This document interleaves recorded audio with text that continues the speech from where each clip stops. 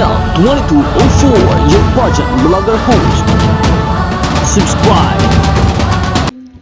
Magandang araw Pilipinas! Let's have an update about our idol, our Miss Philippines Tourism 2023 na walang iba kundi si Herlene Nicole Budol na talaga namang agaw atensyon dahil sa pagkaka-invite niya sa birthday party ni Senator Bong Revilla.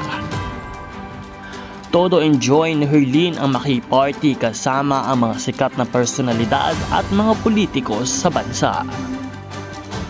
It is an honor and privilege to me, ika nga ni Herlene, kung kaya't patunay lamang na siya ay merong magandang pakikisama kung kaya't naiimbitahan siya sa mga ganitong ka-espesyal na araw ng mga madlang people. Marami pang mga pasabog at updates ang nais na i-share ni Herlene para sa ating lahat. Kung kaya't patuloy lamang tayong umantabay at patuloy na mag-subscribe dito sa aking channel para sa lahat ng mga updates tungkol kay Herlene. Maraming salamat sa iyong panonood. Maraming salamat din sa iyong pag-subscribe at pagsuporta. Magkita tayo muli sa susunod na vlog.